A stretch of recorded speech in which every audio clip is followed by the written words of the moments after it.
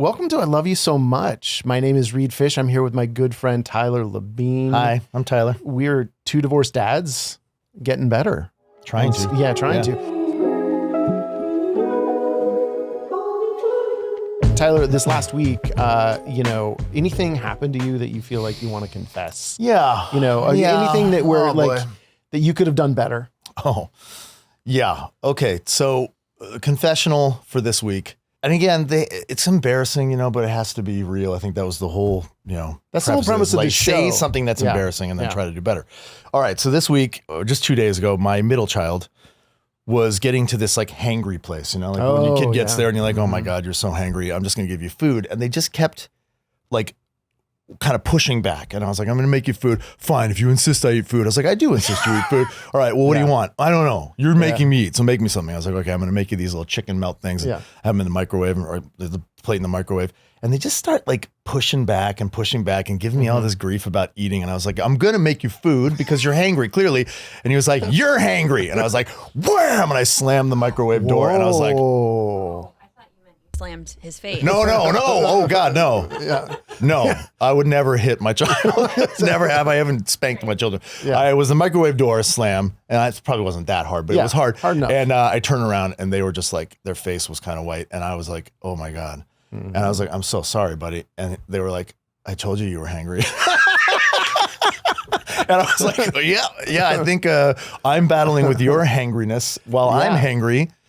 Yeah. And it just was one of those moments where I caught myself like, whoa. And one of the things I truly believe, and this is what they talk about in AA all the time too, is like, stop. Are you hungry? Are you thirsty? Are you tired? Are you lonely? And those are the things. Halt. Right. And you have to stop and think about it. And I just forget that from time to time. But if I had just thought about that before I slammed the microwave door, my kid calling me hangry wasn't them trying to call me out. They were like, maybe you're a little hungry, man. Right. So I think I could do better there. Well, it was a lot. Yeah. I mean, that reminds me kind of like what's happened to me a couple times in the last few weeks. And in fact, the one I kind of thought about coming in today was, it just was 2 nights ago, and it was kind of a similar thing, and it was a parenting thing. I have a 10-year-old daughter, and she had like a bug bite. And so and it was right at bedtime, and it was late. Bedtime was happening already, a little late. She's like, it's really itchy. And I'm like, okay, I'm going to get you the hydrocortisone. I couldn't find the freaking hydrocortisone. And it's elusive. It can be, but I just bought some, I just did it. But then I remembered, I was like, a couple weeks ago was the school camping trip. So I know I packed the hydrocortisone for her camping trip. And it was also my week with my daughter. And so I dropped her off. But then it was Friday when she got back, and that would be the time for my ex to pick her up. I sent her off, and she came back with my ex. And then I'm like, oh, I didn't get the hydrocortisone back. And then it just like, I was so mad. It was just like, I could feel my whole body tense up. And then, and I'm doing similar to almost to what you did probably, is like, I'm rummaging through the cabinets, and I'm like, kind of really angrily. And my daughter's like, well, it's okay, Dad. It's not that itchy. And I'm like, no, you're not, you are itchy. And, it had been, and it was like 9 at night, and I was like, I'm not going to go out and buy some more. And, and I was so like, angry. And I wasn't angry at her because I'm like, she's 10, between houses, she'll remember the iPad. She won't remember anything else. That's totally fine. I started to think, Reed, this could actually be your fault. And you're projecting onto this that maybe you didn't, but I was still tense. Right. And I just was irrationally angry. And I wasn't even angry at my ex. It was just like, I was just so annoyed. I couldn't find it. She was like, okay, it's not that bad. So, okay, she goes to sleep. And then the next day I'm like, well, we need to get some hydrocortisone. So we're also going to run these errands and and I was still annoyed about it. And my daughter didn't really want to go out and run errands. And I think in a last ditch effort, at a certain point yesterday morning, she comes up and she's, hey, Dad, there's one less errand we have to run. And she was holding the tube of hydrocortisone. So it turns out it was in her travel toiletries, which were under the sink in a bag that I didn't see. So it was her fault. So in fact, it was my fault. Yeah. I did not like my reaction to it though. And I didn't like, even though I didn't take it out on my daughter, I know she felt that tension. And I think she was definitely doing no, it's okay, Dad. It's not. It's taking care of you emotionally. Yeah, totally. That's the worst feeling.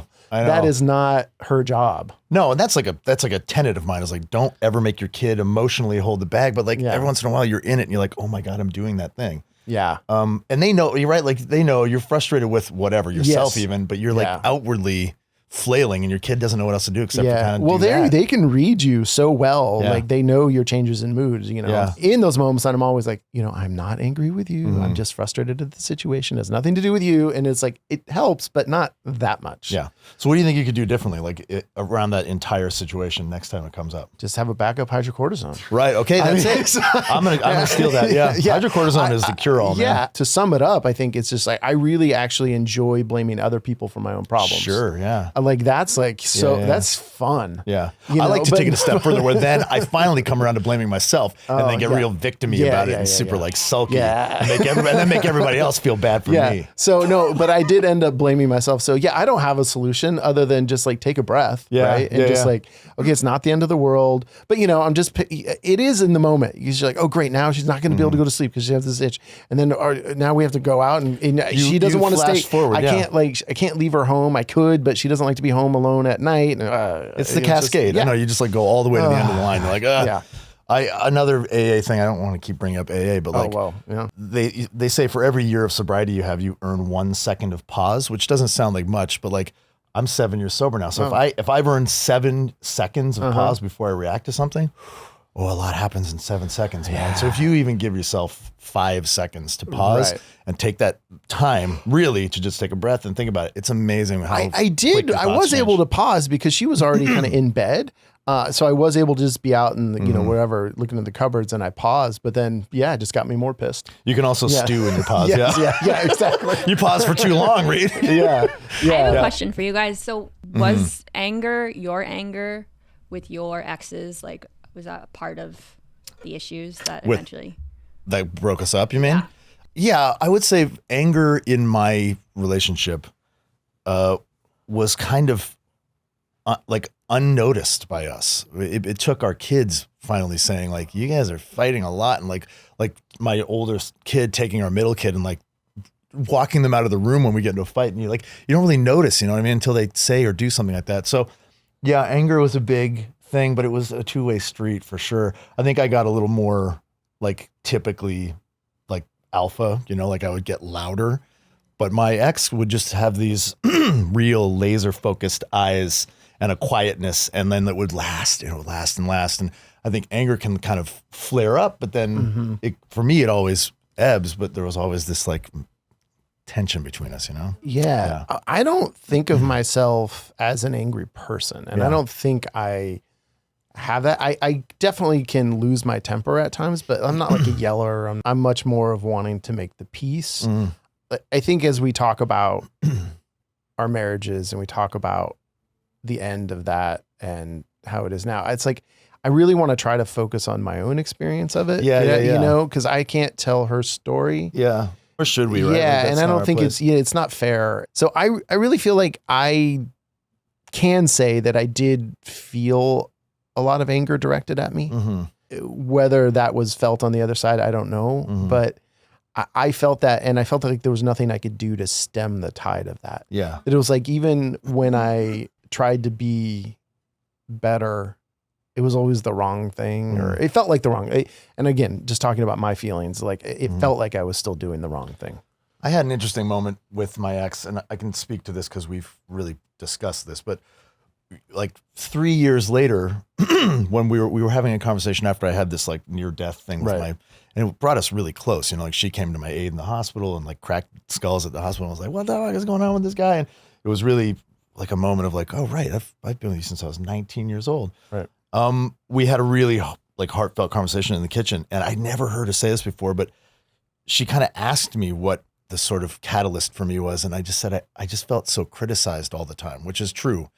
And I also know that can be another toxic male trait of like this like male fragile ego. But I was like, genuinely, I felt criticized and I kind of was shaking it off. And she was like, well, it's because I was criticizing you for years, you know? And I was like, what? And she was upset and I was upset. And she was like, I'm sorry. I didn't know what else to do. It just felt like sometimes it was the only way to like get your attention or shake you out of it. And she was like, so I just got hypercritical of you all the time. And I was like, oh my God, thank you for telling me that. Like it made me feel insane. You know, like I thought, I turn everything into a criticism, which maybe I do a little bit, but also it wasn't just this one-way street. And I thought that was really brave of her to like tell me that and give me that sort of peace around that element of our divorce, you know? Yeah. Yeah. It was big. It was huge. I thought that was like such a bold move.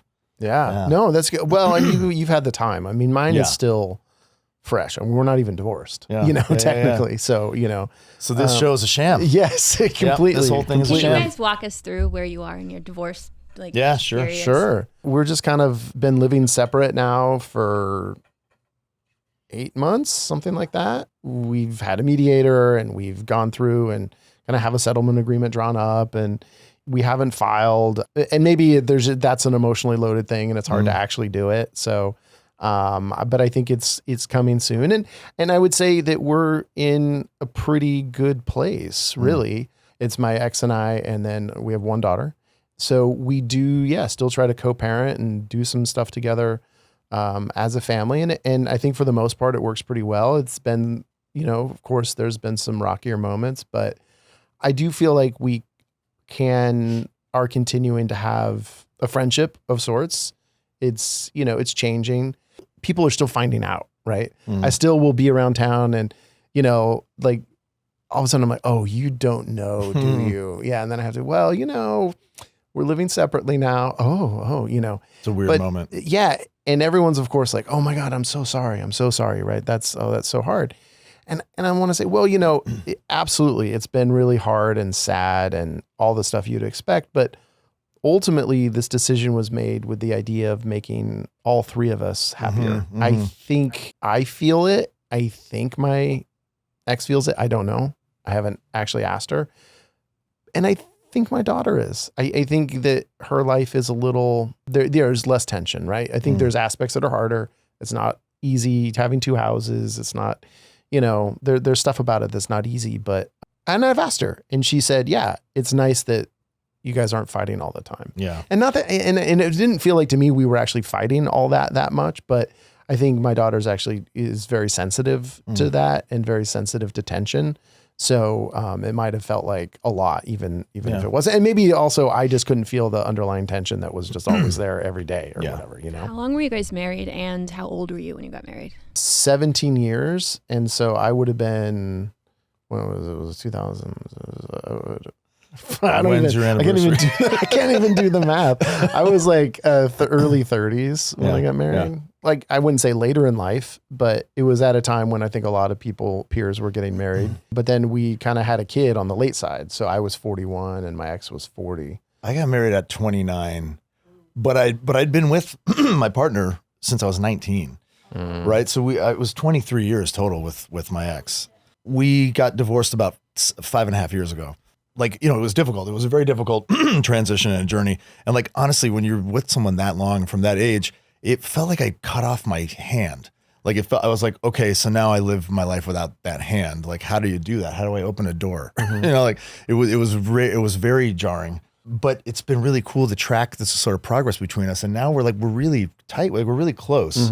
We still have pockets of difficult navigation and there's still newness that comes up, and we both have partners now. And like, it's weird. It's like a weird thing. We'll like talk to each other about our partners, which is like not in but you know what I mean? Like in a way that I kind of always had dreamt. Like, I think that's a successful divorce when you can honor the friendship and the time that you've spent. I mean, 23 years with somebody and 3 children with somebody.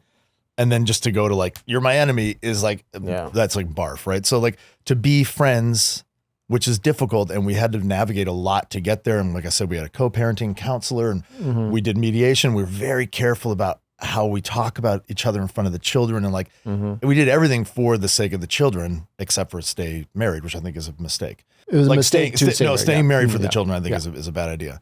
So we now are like really close, and we have these really great conversations, and ones that we can go back through like some of the more challenging things when we were getting divorced. So we're kind of like, that was fucking funny, right? Or that was weird, or that was crazy. Yeah. There's still a discomfort that I think will always live between us. Just this thing. It's like there's always an elephant in the room. I hope it goes away, but I don't know if it ever will. I mean, I think it can't not be there. It can't not be a thing that we... It just probably just needs more time. Yeah. My parents split up when I was in between 5th and 6th grade. Let's talk about that. Yeah, let's talk about our them. parents. Yeah. Acrimonious maybe isn't quite the word I would use to describe it, but I don't think it was, it was the 80s. It wasn't quite as enlightened in terms of how you deal with your kids. But I mean, they were going to like couples therapy and, separate therapy and I got put in therapy and so there was definitely some acknowledgement of like, oh, there is a, more evolved way that you can do this, but it wasn't, we were still not like having family time together, and it was a much more of like, I was with my dad every Wednesday and every other weekend. So, now I think we're both like 50-50. I think that's pretty much the norm, I would say, for when couples divorce now. We did 2, 2, and 3 for a long time, which was really challenging. Like, right. Yeah, where you switch off every 2 days. But it's still 50%. One of you keeps them for 5 and then, for sure. Yeah. We just do week on, week off. And it's, there's challenges with it, but I think it's pretty good. My parents were really not close. I mean, not close as they just weren't really friends. They were, we lived in a small town. So of course they'd have to see each other and everything else, but it wasn't like pleasant or easy. Yeah. Until I got married. Oh. And then the day of our wedding, which was at City Hall in San Francisco, and it was very small. It was like just, like 15 people there. We had dinner after and I think a drink at a bar before that. And I remember just being at that bar getting a drink before, and like my mom and my stepmom and my dad were all just sitting there talking and laughing and da-da-da-da-da. Did you feel like a kid? Were you like? I was just like, this is interesting. And I remember then my dad and stepmom and my mom all went out to Denver as well. And then they were just like hanging out the whole time. And I was like, what in the hell is this? And I think part of it was like, they were ready to, cause they were together for 20 years from the time they were in high school. And I think to acknowledge that part of their relationship was great. And then I think, my stepmom also, I think, chilled out. I think it was that was a contributing factor to how things were when I was a kid is, there was a new relationship and she wasn't exactly as comfortable and, and I think she would say, oh yeah, I wish I had acted differently then or whatever. I don't hold it against her, but it was just one more element that made it unstable. Yeah. And so I think with age and then also like, oh, we're coming together for this beautiful thing. It just like, it all melted away. That's beautiful. And then like, I wouldn't say they were close, but I don't know. My dad helped out my mom a lot. And and great, I'll cry again here. Do it. Yeah. And like, my mom ended up dying at my dad's house. Yeah. On purpose. She was, like my mom, be in that house. Well, my mom had been, like not as resourced towards the end of her life, hadn't made a lot of great money decisions. And my dad had, and he's much more resourced. And so my mom had been living out by herself in Palm Springs, and I'm from a small town in far Northern California, and my dad still lives there. And my brother and I were just like, what are we going to do? She was just like, obviously nearing the end of her life, and it was really difficult. And luckily my brother was a saint about it and had much more flexibility in his life and work situations and was able to really take the lead in that. But eventually we moved her back up to my hometown where there was a little more family support. But she was just at like my grandma's old house, and it wasn't super, super comfortable. And it was just like, oh, we are, it got to a point where we're like a week out from this. Oh man. And my brother was going to stay up there, and it was just like, oh, we just can't have her here at my grandma's. And my dad said, no, bring her over. Wow. And it's funny, there's a wheelchair ramp at my dad's place because he converted his old optometry office back into a residence. And I have a picture of him just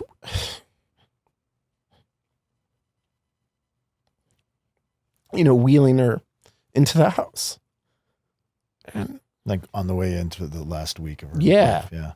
And she made it a couple more days, and like 5 days or whatever it was. And I really felt that was just a testament to my dad and to his girlfriend and my dad's ex-wife, my other ex-wife, my stepmom, his ex now as well.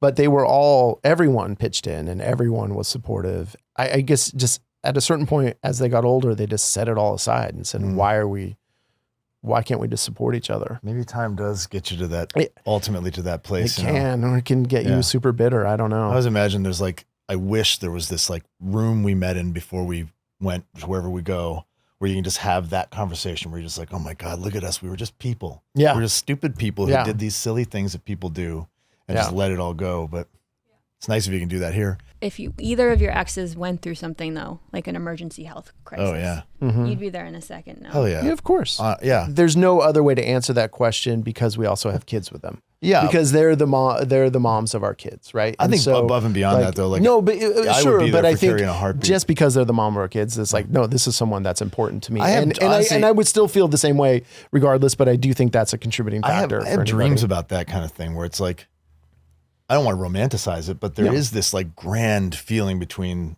a person that I spent that much time with and made children with, where I'm like, I will do anything for you. Like I would literally do anything for Carrie. Yeah. And that's hard to say because I feel like remiss often and like regretful about a lot of the decisions I made. But like ultimately that is a person that will be in my life forever who means more to me than almost anybody. Yeah. I wanted to talk about my parents real quick, just in juxtaposition to the way I got divorced, which was I was like, I'm not fucking doing that. My dad like hightailed it out and started another family in another part of the world at 19, which was weird. And then my mom was left. Wait, you were 19. I was 19. No, not my dad was 19. I was in utero. Yeah. No, my dad, and I don't want to throw my dad under the bus. This is all common knowledge. He just went back home and he like met a girl and started like a thing with her and became grampy to like her grandkids. And like, it was just weird and became dad to her children. And just sort of left us high and dry in BC. And, but his thing was, he was like, you're an adult, you're 19. Like, what do you need from me at that point? But anyway, so my mom was left just decimated, like she just was destroyed and she would call me like hyperventilating and like, she just didn't know what to do with herself. And she's very religious. So she just kind of put all of her faith in God, but she would tell us things that you never want to know about your parents, like stuff that just I can't not. Yeah. And it was 52 when my dad was 52 when they got divorced. And ever since then, I've been like, I am a ticking time bomb. When I turn 52, I'm going to implode. I'm going to be my dad. I'm going to do all this stuff. I'm gross. I have weird sexual proclivities. All this shit was like, I'm going to end up just like fucked like him. And it was because my mom told me, I mean, she shared stuff with us. To her credit, though, not to her credit, just to her aid, she just didn't know what to do. She had no one to talk to. But I think that's one of those things I was like, I'm never going to lay that on my children. This idea that like somehow I was supposed to absorb this ball of sickness in her that was making her feel like she was going to just fall apart. And then I took it. Yeah. And I'm the middle child. And I think I took it the most and the age I was at. And I just would make myself available for her to tell me these things. Because I thought at the time, I was like, this is mature. I'm being a mature young man and here my mom. But I was like destroying my image of my father forever. And it was kind of destroying my image of the union of marriage. And like, so I went into my marriage kind of thinking like, well, I got this much time before I destroy it. So anyway, my whole goal, not that I was aiming to get divorced, but sounds like I kind of was, but I was like, the things you don't do are these, you know what I mean? You don't do that.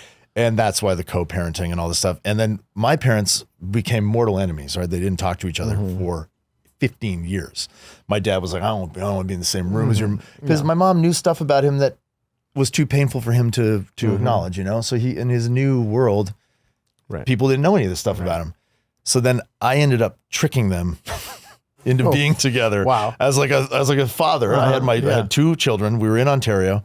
And I told them both, unbeknownst to each other, that I needed childcare that night to hang out. And they just showed up. And I was like, because fuck it, man. By that point, it'd been like 18 years of being apart. And I was like, your grandkids don't get to know you guys because you can't bury the hatchet. So I tricked them and got them together. And my dad showed up. And to my dad's credit, he was like, took his jacket off and was like, hi, Karen. And my mom was just like, hi, Doug. And those are my parents' names, by the way. I gathered that. That was it. It opened the door, and then they became, over that trip, they hung out like 3 more times. My dad, I think, said a few key things that she needed to hear, and they've been able to hang out. They're not super close, but they've been able to like be there in my children's lives, and I have 2 brothers who have kids as well. and they're there for them, you know. But it was weird. Those 15 to 18 years of like, we all got married in those years, you know. Right. Like all 3 of their kids got married, and they couldn't be at the weddings together, and it had to be like, well, who are you inviting? Which parent? No, it was that bad. Well, it was weird stuff, and it kind of hijacked the weddings in a way. Oh yeah, that's good. So anyway, that was my experience with my parents getting divorced, and I was like, never doing any of those things. But then also, you do get divorced, and you're talking to your kids, and you realize like, oh, I can see where you went that way. I can see where it maybe felt good for you to like. Yeah, do it this way. And I think, you know, going through it too, for me, it really has made me look at my parents, I think, in a different way too. Reinforcing, which I'm kind of gathering the more I get older, is like, oh yeah, they're just people. Yeah. I think all of us probably feel like, oh, I don't have it figured out. I'm just making this up as I go. And I was like, well, that was them too. Yeah. And I know you could think of them as those icons like in your mind or whatever, but it's like, oh no, they had all the same vulnerabilities. They had no idea what to do. And the truth is, we are similar to our parents. Like we're cut from the same cloth, right? So there's they also were brought up by. Oh my God. Worse parents, not worse parents, but you know, it's like there were the worst in my case. Yeah, not even the worst, because I think there was a lot of love. There was even less knowledge about how to like talk to kids and how to like, you know. And even if the materials were out there, no one was like looking at them. So it's really made me like see them more as human beings and get less annoyed and mad at them for their faults. Yeah. Right. Which I of course still do, but you know. Yeah. My dad last year got diagnosed with bone cancer, and he had like this tumor. This is my dad for you. He's also like a really fascinating guy. He had a grapefruit sized growth in his chest, and he just didn't really tell anybody about. Yeah. He's like that guy. And he was like, finally he was like, hey, look at this. And we were like, oh my God, that's clearly cancer. He was like, no, I broke a rib a few years back, and then I golfed too much, and then calcium built up over it. And he like told us he went and got a biopsy when he didn't, and he like lied. Geez. So it turned into like ridiculous bone cancer. Right. So we were like angry, but we were also scared.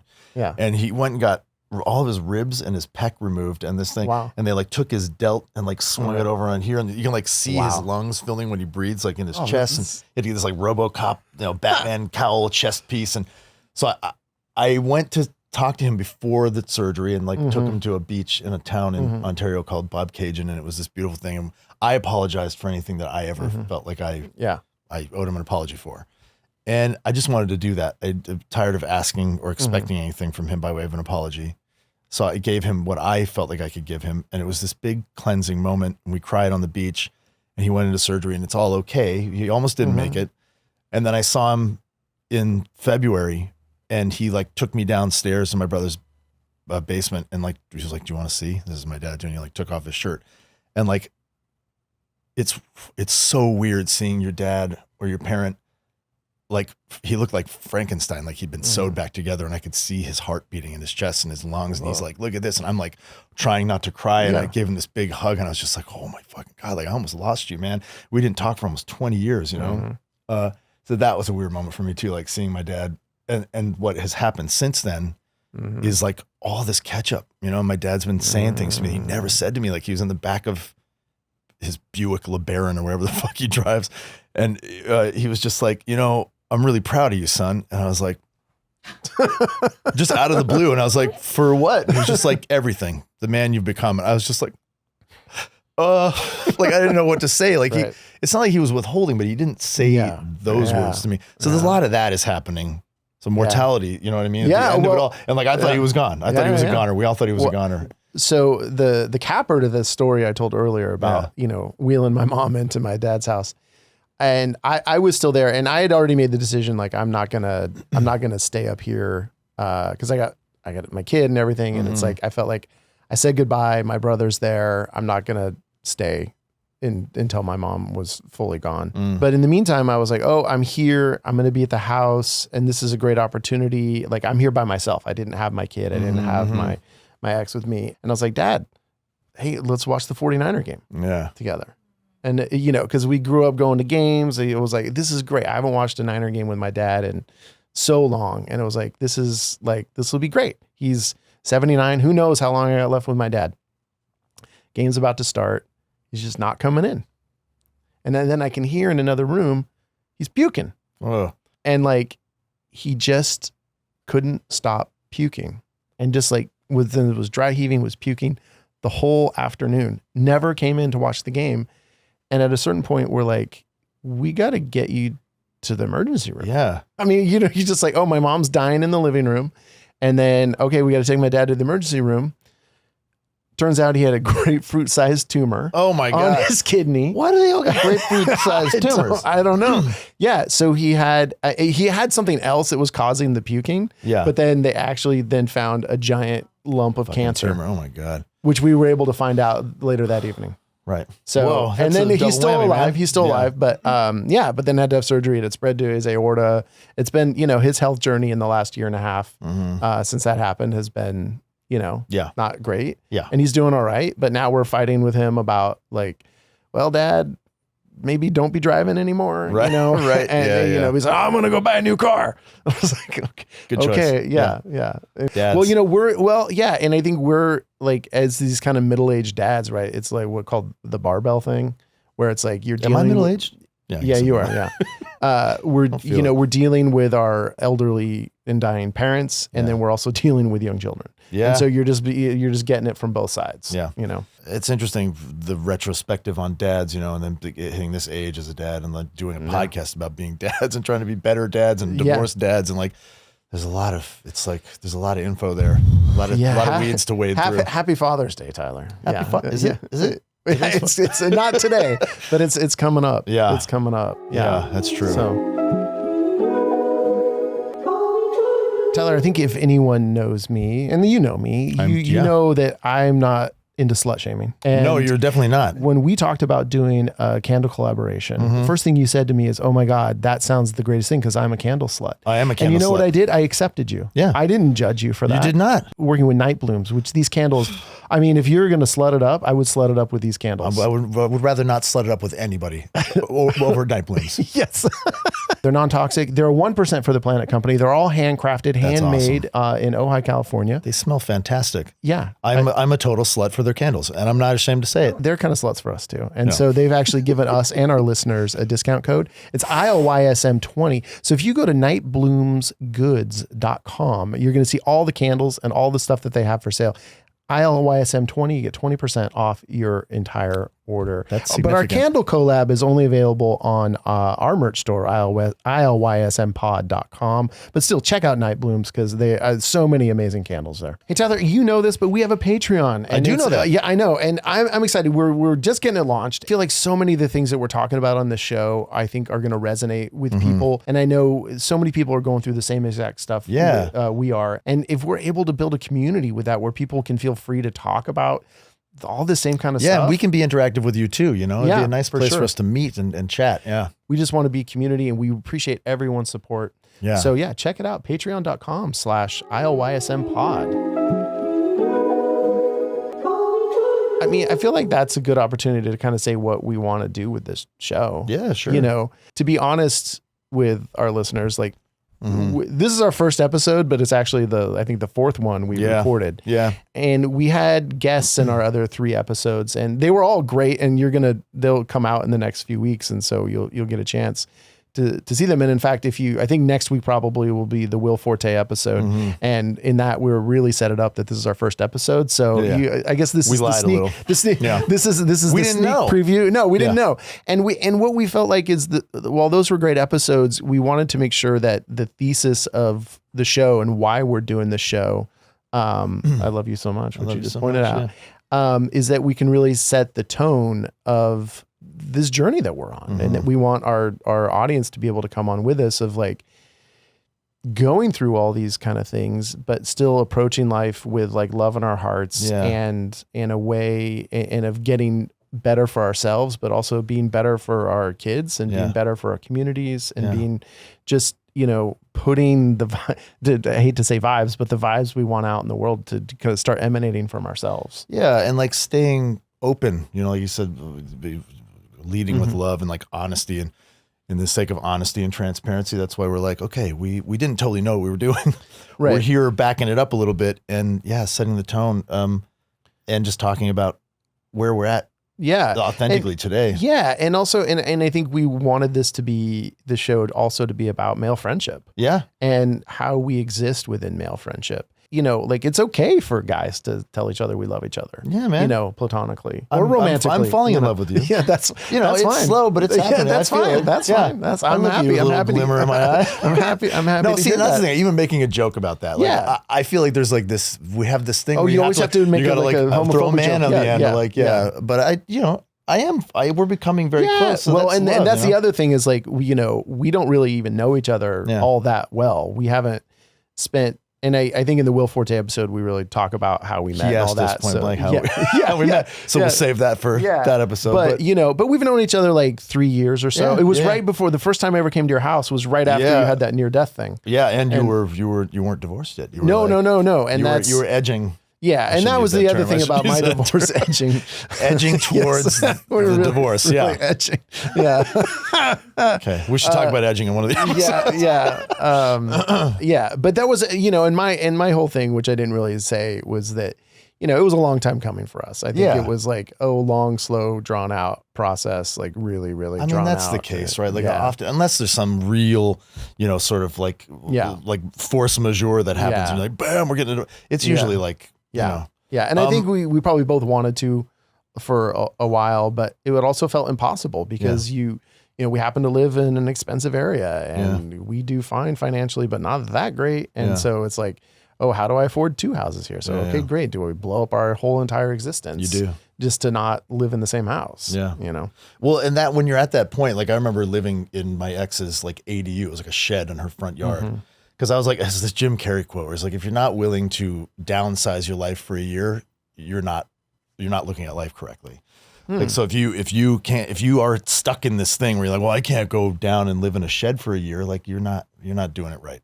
So I just kept thinking like, okay, I'm going to live here for now. Mm-hmm. But like the pressure of that is real, right? This feeling of like, well, we can't do this. We can't financially, fiduciarily. Yeah. How do we get divorced? And then you just do it and it works out. But it's like, it's challenging. It's really tricky, man. Yeah. I think a lot of people stay married for that. Yeah, no. And that's what I felt like it kind of like, well, no, I want, my kid's in private school. I like that school. Like, I don't want her to leave there, Like, how do we do it otherwise? I know.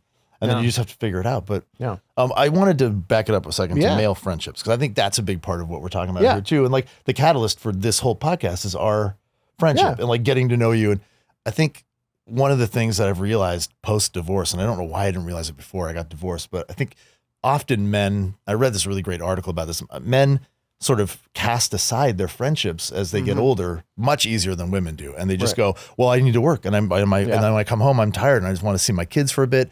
And I got to get up and do it all over again tomorrow. So we just like throw our male friendships aside. And after I got divorced and I was in New York, honestly, for most of the time, and I didn't have any friends because I'd sort of thrown all my friendships away. Right. Well, and even when we met, you were still in New York all the time because you were shooting New Amsterdam. And I was like a total, I was like wearing the scarlet letter in Ojai. I was like, oh my God, everyone knows everything about my business. So even like approaching you, I was like, you might just be like, that's that dude. I don't want to talk to him.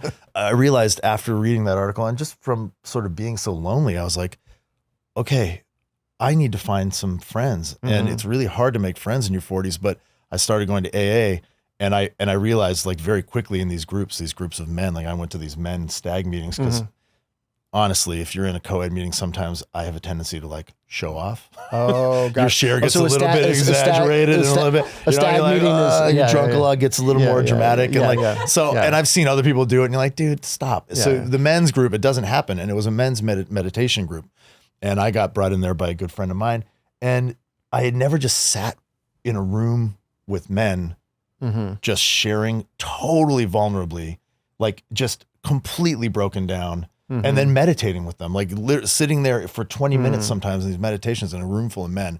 And I was like, there's something powerful that I was missing in the connection, a genuine connection with men that seems to get blocked with this toxic bullshit that we have to put up, like, can't be gay. Can't be like, oh, I don't want to share too much with my bros or whatever. Right. But when you strip that away and you're really being honest with another man, I felt like, I've been missing, because I didn't have a great relationship with my dad too. I was like, I think I've been missing like strong male presence in my life, or at least a real one, So that's when I went after you. I was like, that guy's tall. He's taller than me. Is therefore an alpha. Alpha male. I need to get some of his alpha. But it was genuinely like a huge catalyst for me, like approaching people in my mid 40s, being like, want to be friends? And like that gave me the confidence to do that, because I was like, I think most men feel this way. Like if you just throw it out there, I think a lot of guys, unless they're totally scared, are like, yeah, let's hang out. And then I think the way we hung out was more mature than like, we didn't go golfing. We weren't like, not there's anything wrong golfing, but we but like I think that's at what a table. I was going to bring that up too, is like, I think the male friendships get sustained by doing sort of things like golfing or whatever. And I would always stay together with like a bunch of my old friends. We had a fantasy football league, but then, so once a year, we would all, for a part of the year at least talk a little bit, but then that kind of faded away. And that's so, good. I read another stat that men have a need to go through a thing together. We like to look at a spectacle together, or like stand side by side and do a thing. Whereas women like to sit and face to face and look at each other. So we did it talk. more female style. So you were saying, if we want to put it in those terms, we definitely defied the sort of the standard, I think, and sat down. And even when you came to my house, it was like supposed to be ping pong and pizza, but like a group of us just sat in the living room with a candle lit. Hello. Well, you and just talked about all of our experience. And we talked about of course, getting divorce and life and love, and that's sort of been the breakthrough for me. Is like, talk to your male friends about like real stuff, because it's really boring and nauseating doing the like guy thing, pretending we don't have a well of emotion and depth.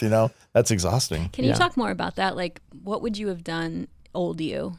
Like in that case, like to be like at a ping pong and pizza night. Would you like play ping pong and try to be the best one? And I would have been drunk, and I would have been like smashing on everybody, just bam, like alpha ping pong male. I think at my showiest, I got very competitive, even if there were no babes there.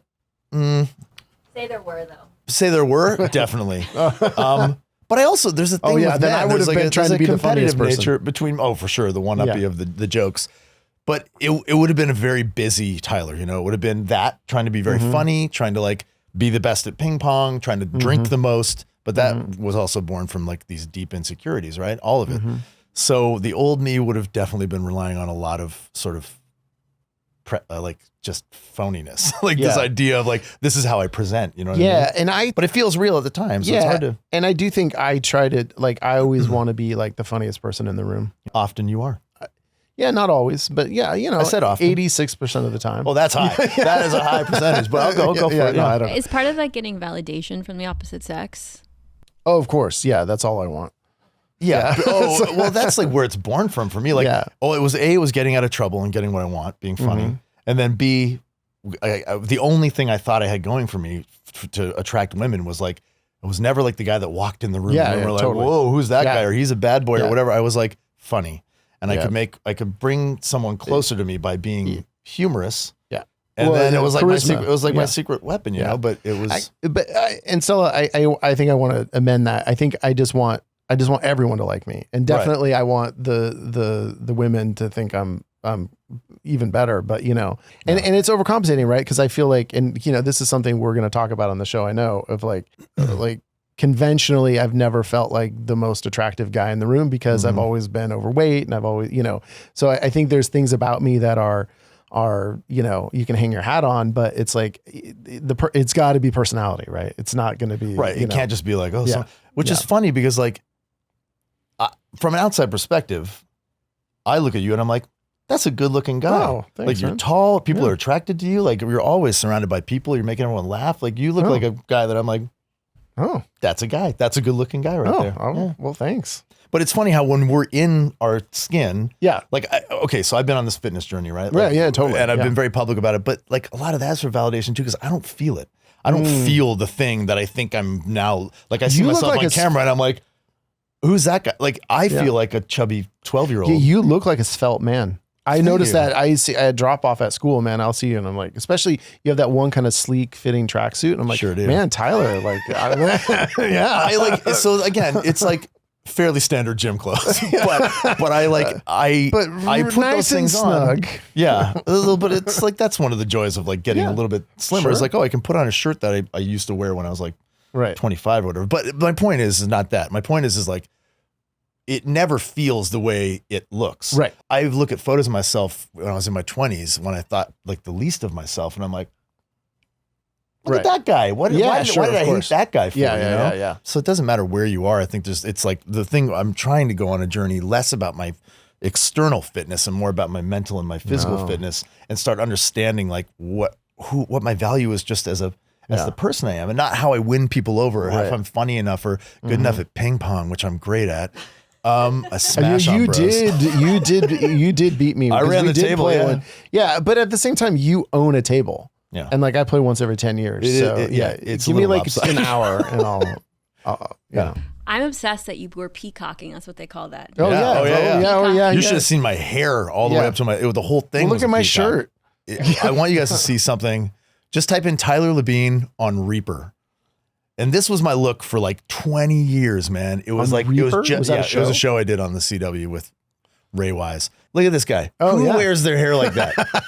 And there's more. Well, that was like bleach blonde. That was like 2006, right? Yeah. And it was like sort of like a grown out chin strap. But anyway, I did that for a long time, like frosted tips. And I thought, well, that's all I got. I got this hair. You know? Wow. Yeah, I just am fascinated that you were peacocking at AA meetings, or people peacock. Oh my God, are you kidding me? And I don't want to throw AA members under the bus here, but like, that's a room full of wildly insecure people. And that's why it was such a breakthrough with this like meditation and like men's meeting, because it was like, I'd only been to co-ed meetings, and it always felt very performative and really like, right. Oh, I hear about people getting hit on at AA meetings all the time. I mean, and then one of the main tenets is like, don't do that. Don't date another alcoholic, especially not if you're in recovery, which is for life. So, but yeah, peacocking is definitely, and I think we were both kind of mentioning it without saying it, but like, we peacock for men too. Like, it's not just for women. Like, guys show off for guys all the time. It's such a that can be a confusing thing as a guy too. Like, why do I want all these men to like me?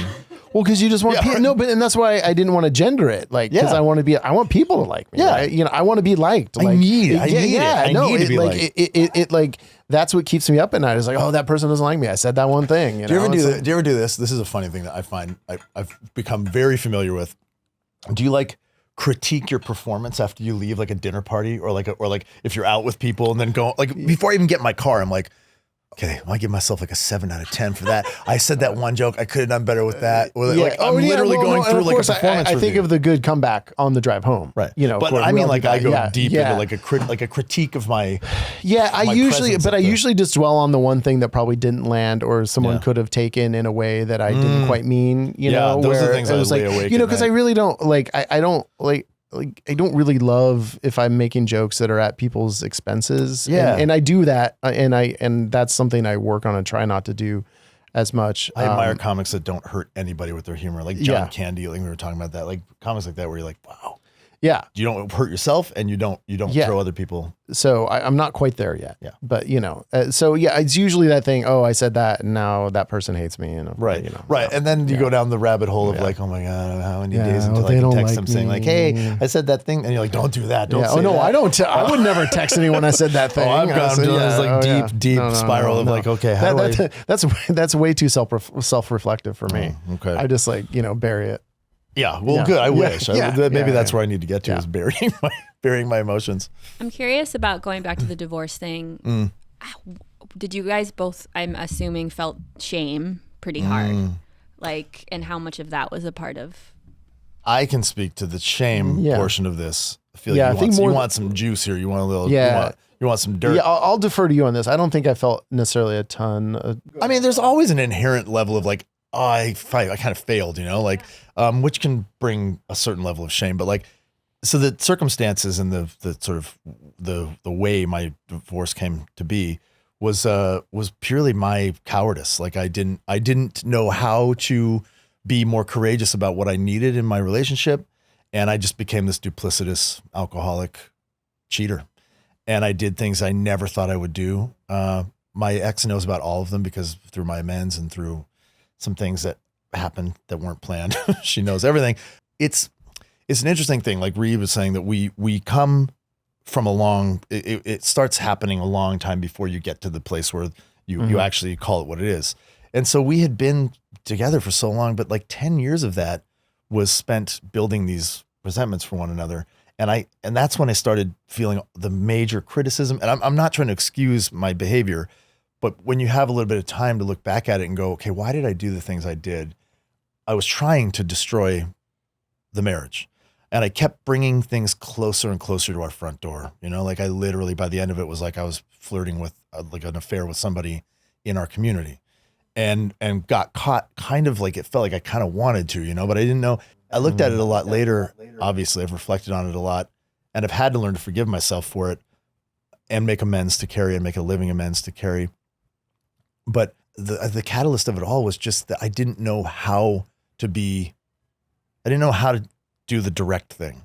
So I just kept doing this little, you know, kind of backdoor, clandestine destruction, and destroying myself too with alcohol. And like, I'm living with these secrets in this, like, I felt like I was just on my way to imploding like my dad. And I felt like it was sort of my duty. You know, I was like, this is what's going to happen to me. I might as well lean into it and go as close to like disaster as I can get, flirting with just everything, even death. I got so close to like some of the things I did when I was on this destructive path. Like I could easily be dead. Like woke up in the basement of a church in South Africa and fucking Cape Town, like stuff like that, man. Yeah. Like, what was there shooting a movie, hasn't? Got so drunk and like fell into it was getting chased by guys. And I went to a church basement and slept there until 4 a.m. and like, then like wandered home in Cape Town, like to my hotel. Like could have died easily, woken up in ditches, all that kind of stuff. What happened was eventually my ex, and I love her for this, she was like, divorce time, right? And I was like, yeah, I think so. And it was very hurtful. And she was very, very hurt. And I don't want to speak to her experience, but I just was like destroyed. And I kept going back to this victim-y. I didn't mean it. I don't want to be divorced. But like she just kept dragging me into the fire and was like, no, like you're showing me over and over again that this is what you want.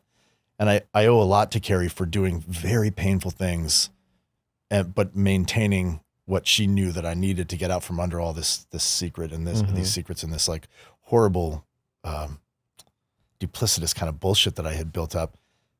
Yeah, she's kind of a superhero, you know, my ex. And I hope one day I get to have that open conversation with her even more, to like thank her for the things that she's done for me. But I wouldn't be here. I wouldn't be here if we didn't get divorced. I think I'd probably be dead. I think I would probably have drank myself into some situation, or I would have ended up in the hospital with alcohol poisoning and died or something.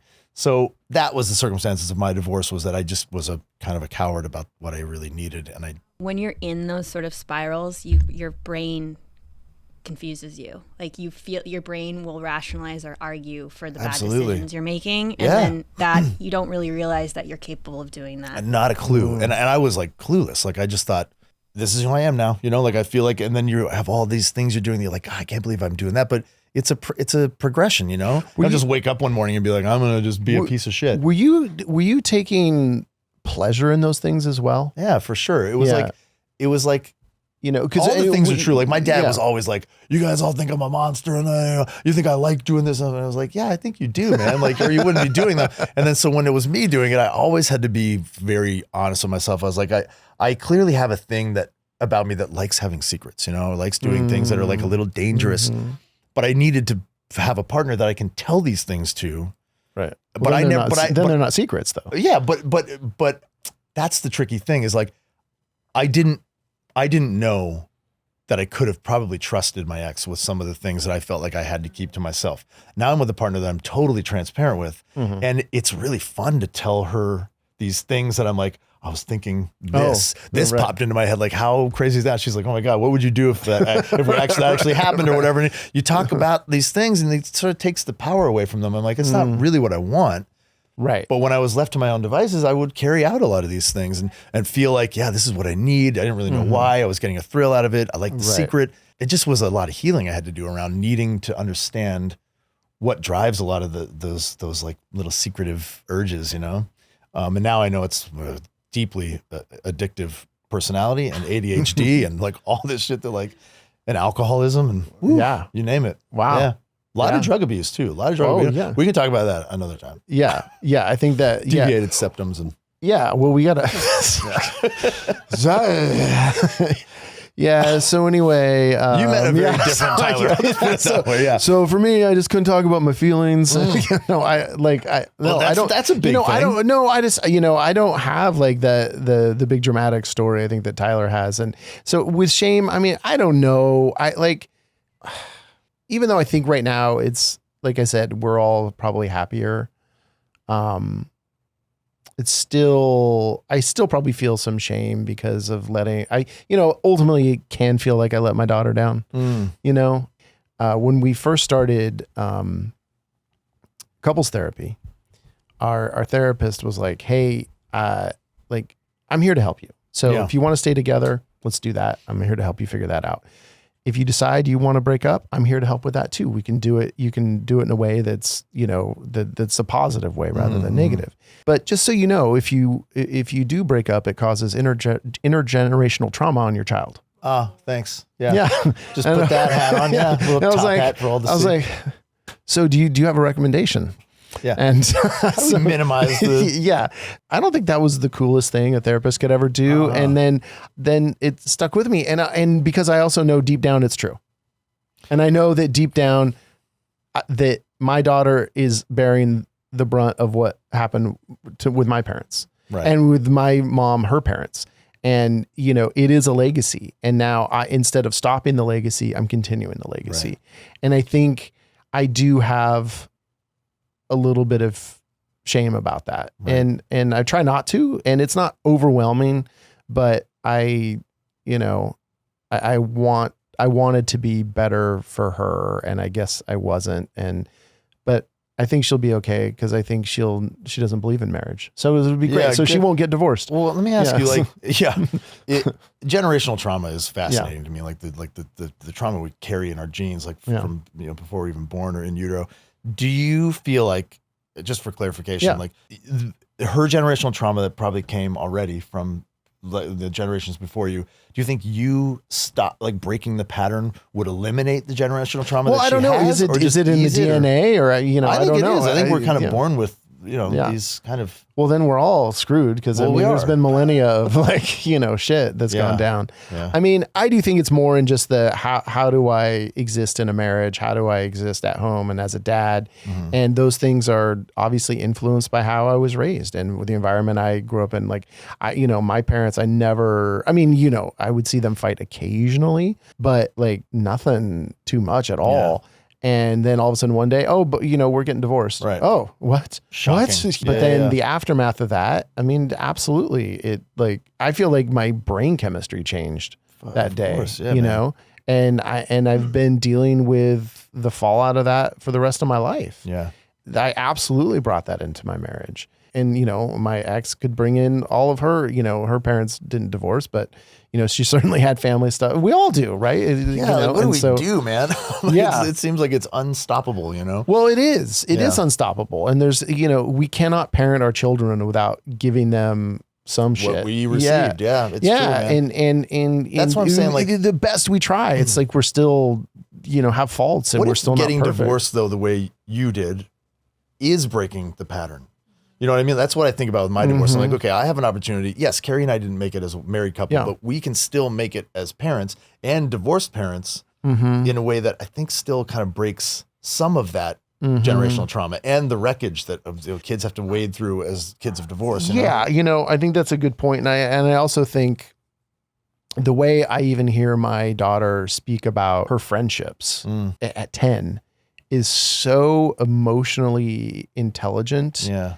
And she does that generation, and maybe this is not a great example of all the kids in this generation, but it's like so many of the attitudes about how you relate to one another, and and as our society collapses, the kind of structures of how we exist as people and institutions and everything else, it feels like it's just all falling away. So I think they have an opportunity to cut a new path in how they want to have romantic relationships and how they want to have friendships. And if it's based on listening and then also being able to express your feelings, maybe that breaks the cycle. Yeah. But that doesn't, I think that's the goal, right? Yeah. Like open, transparent communication about your emotions can be the most powerful. And honestly, I want to say it too about one of the things that I think about I feel like we really crystallized our mission. Mission is the wrong word, but our angle on this show after the election. And I'm not into this being a political show, but at the same time, like it feels like everything is politicized and is political at this point. But like it really felt so much of everything that's going on in the world felt so out of my control, right? And I was like, well, what can I do? And how can I be a better person? How can I be a better dad? Because it's the only way we're going to get through what I think is, a bad direction that we're going in. Is making change in myself and me and being able to, if we have a platform where we can show people, not that we are showing them that we are enlightened, but we can show them what we're learning and invite people to learn the same things along with us. I think just modeling that you don't have to just be stuck in your ways. And also kind of had the antidote to it felt like there's so much anger and so much toxicity around politics and around how men behave and what, and like people are literally like, hey man, we can say retard again. And you're like, why would you want to do that? And so it's like, well, let's have a show that's about the opposite of that. Yeah. Well, that's an interesting point because we're talking a lot about toxic masculinity, which is like such a trigger term, right? Yeah. But like my friend Steve Mallory, who we should definitely have on here one day, great writer. What is the opposite of toxic masculinity? And I thought that was such an interesting conversation because the immediate answer is like masculinity. And then I said, well, wait a minute. Or non-toxic masculinity. Non-toxic masculinity. And I said, well, what is that? What does that mean? I think what really the question is like, what is masculinity? What was modeled for us as masculinity? Is that even a thing? Like all we had to look to was like Sylvester Stallone and Arnold Schwarzenegger and like Mike Tyson and Camel cigarettes, and every movie that I watched was about like lie and cheat until you get the girl, man. That's okay. And like, just don't take no for an answer. And like all horseshit. So I'm like, I think that was a big thing we wanted to talk about was like, what is our responsibility and what is our, like, what is masculinity to us? Yeah. In a way that doesn't feel like it's tiptoey, but also isn't offensive to people and just an honest. Yeah. So my question is like, what is it? What's and I don't think there is one answer. I mean, and maybe we'll find out at the end of the episode today. But or the end of our lives. Maybe. Yeah, exactly. I don't know, and I mean that'll be interesting to explore in this. Yeah, and, I want to hear other people's like. Well, takes on I want to hear the female perspective too. And it's like we don't want to be just two like guys. Let's this is not a broadcast. No candelabros here. Yes. No. Thanks for throwing that in. We'll explain that one later. Well, we have a lot of female guests. Yeah, absolutely. In the Pike, so I think that's a cool place to start is hearing the other perspective of what it looks like.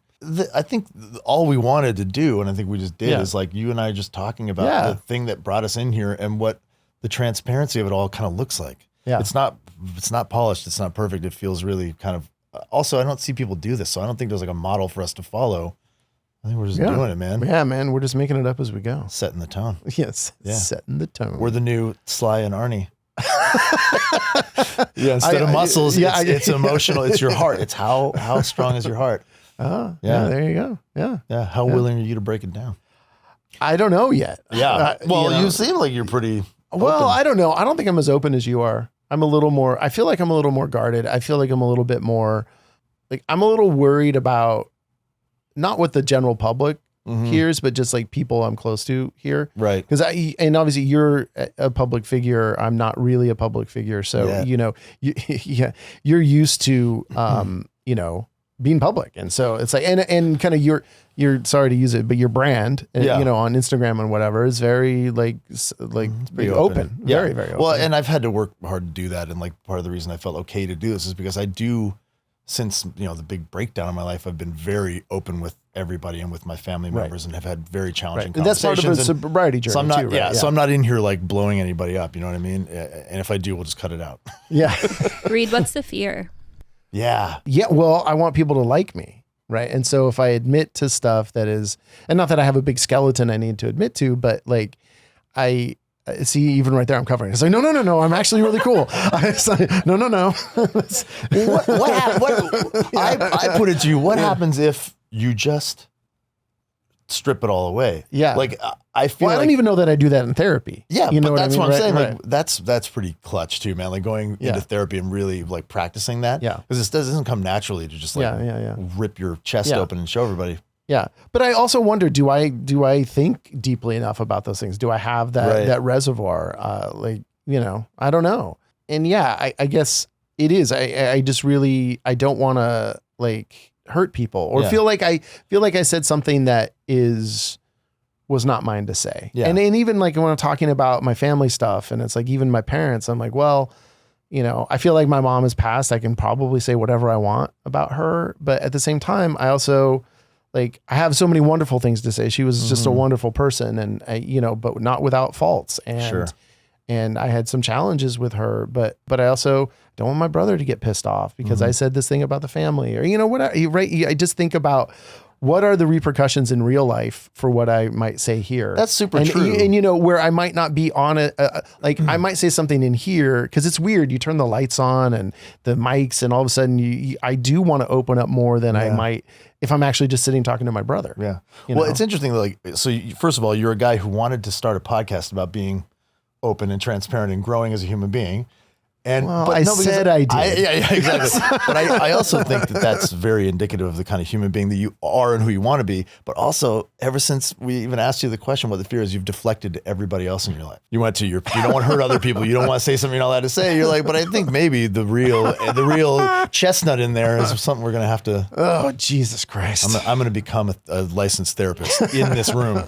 Yeah. Anyway, I guess maybe we wrap it up here. Well, yeah. And I think, you know, how we want to wrap it up every time is to say thank you. And I want to say thank you to everyone at Tiny Legends. And you guys are so the best. amazing. Yeah, we really appreciate it. And thank you, Tyler. Thank you, Reed. Yeah, you got it, man. We don't have a guest to thank this time. No. So do I give you a candle? No, don't give it. Yeah, we give away candles. We already have talked about that, or we're talking about it. Yeah. But we also want to thank everyone. And this is the first episode. If you are watching, if you're listening, thank you so much for your support. It means a lot. We're really looking forward to getting to know our audience. And as you get to know us, you know, hopefully you want to check out our Patreon. And but even if you don't, just the opportunity for you to spend some of your precious time on earth with us is really flattering to us. And it means a lot. So we appreciate your support. Thank you. We love you so much. We love you so much.